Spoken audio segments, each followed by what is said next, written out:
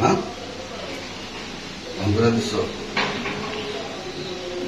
সবাই তো বন্ধুরা সবাই তো খাসির মাংস গরুর মাংসের রেসিপি করে, আজকে আমি ডিমের রেসিপি করব, কিন্তু গরুর মাংস ফেল।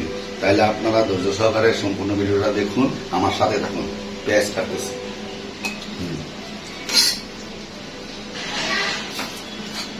পেঁয়াজ পুরা কাটা শেষ, আমি ব্লেন্ডার করব।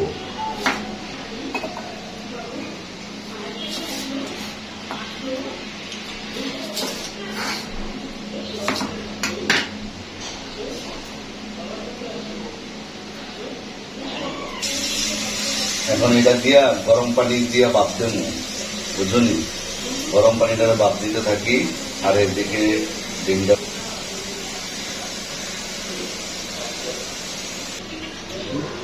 গরম পানি ভাপ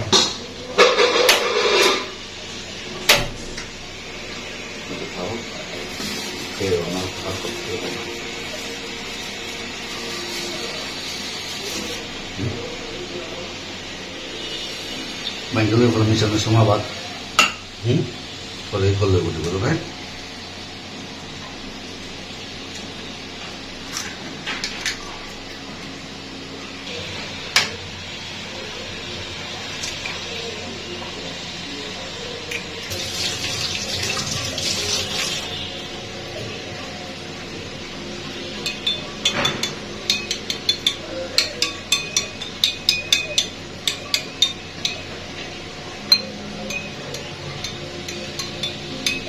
ভালোভাবে ডিমটা মিশলে তাহলে সব জায়গায় একই রকম হবে। সরষের তেল দিয়া এভাবে ফসা দিয়া লইতে, এইভাবে যদি ছোট দিকে ফসা দিয়ে হলো তাহলে আর লাগবে খাইলাম।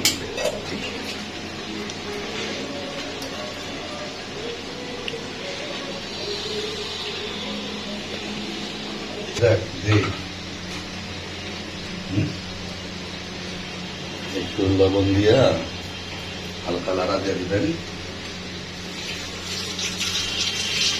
বুঝা হয়ে গেল রসুন দিয়ে নষ্ট করতে।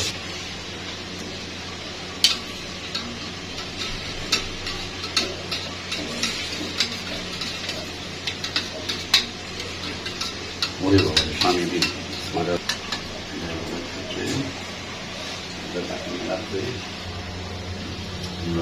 সিদ্ধ হতে থাকো।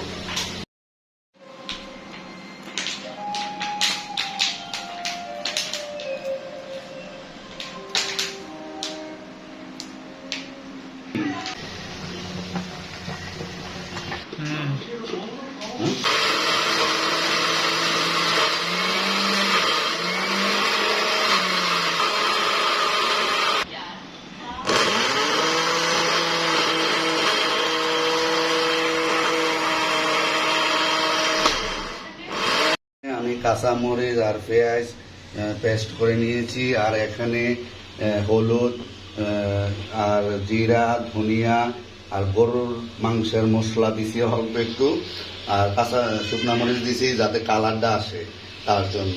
পরবর্তীতে চোখ রাখুন বাকিটুকু দেখার জন্য। একটু পানি দিয়ে এগুলারে ভালোভাবে লেড়ে মিশাতে হবে, যতক্ষণ না মিশে ততক্ষণ লাগতে থাকুন আর ভালোভাবে মিশান।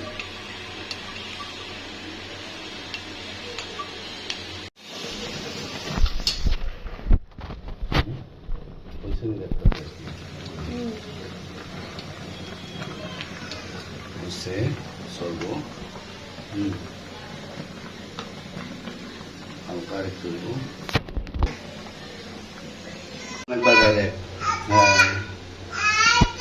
ভিডিও অন করা অন করা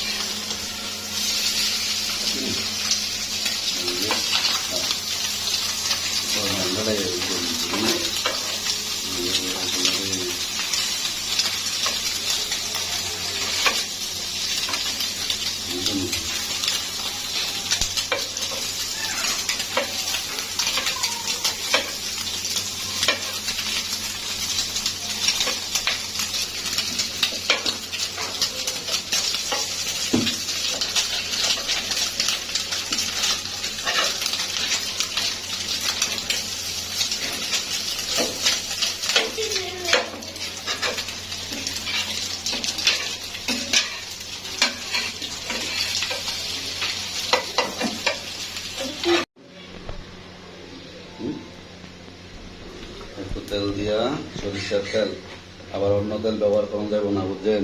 সরিষার তেল খাইলে শরীরের পক্ষে স্বাস্থ্যসম্মত। আদা রাখুন।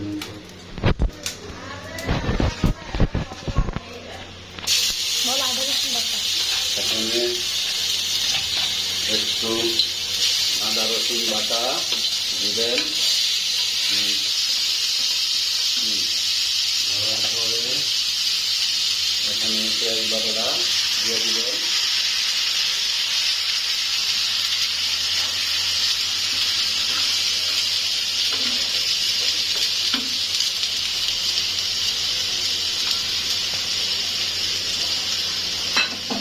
পেঁয়াজ বাটাটা নেড়ে একটু যখন নাকি লাল হবে তখন মশলা পানিটা দিয়ে দিলে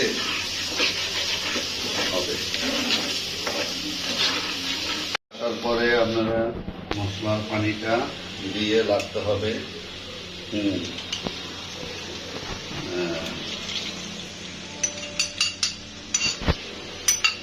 এখন অনেকক্ষণ আবার লাগতে হবে যাতে ভালোভাবে মশলার গন্ধটা চলে যায়।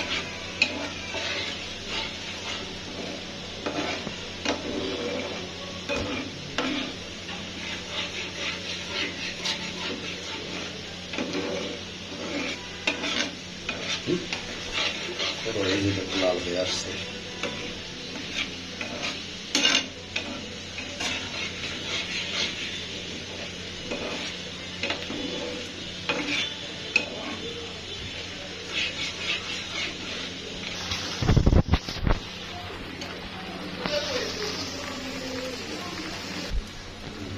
এক বাটি পানি দিয়ে একটু ঢেকে রাখবেন।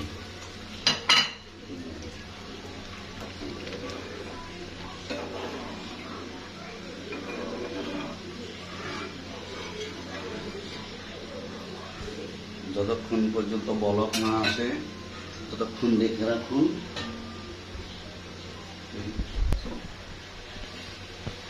বলক হওয়া পর্যন্ত ওয়েট করুন। অলরেডি বলক চলে এসেছে, আমরা ঢাকনাটা তুলে এখন এই যে ডিমগুলো দিয়ে দেব। দাও দাও দাও।